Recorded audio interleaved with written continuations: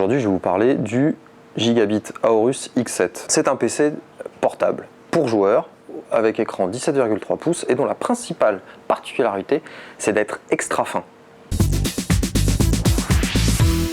Premier point fort, on vient de le dire, sa finesse, 2,4 cm seulement mesuré au pied à coulisses.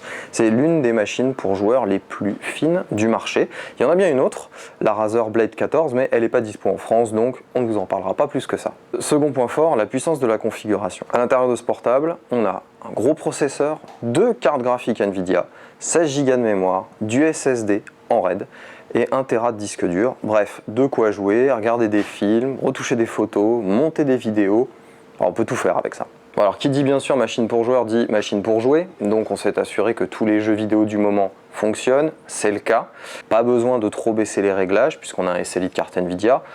Toutefois, et on le verra après, il y a un revers à la médaille, c'est que tout ça, ça fait beaucoup de bruit. Donc premier point faible, le bruit. Pour refroidir cette configuration, Gigabit a implanté 2 ventilateurs dans la machine. Mais comme le châssis est très fin, ça chauffe pas mal. Et donc résultat, les ventilateurs ont beaucoup de travail. Donc quand vous jouez, c'est port du casque obligatoire parce que sinon on n'entend plus que lui. Qui dit bruit dit aussi malheureusement chauffe.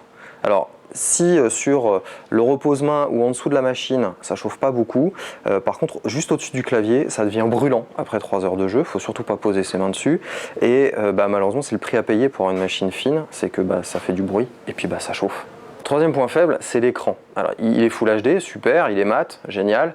Seul problème c'est qu'il n'est pas du tout contrasté ou en tout cas pas assez pour une machine qui est vendue 2000 €. Le Gigabit Aorus X7 est un ultra portable pour joueurs, vendu 2000 €, ce qui est assez cher au final quand on regarde toutes les machines disponibles sur le marché pour ce prix.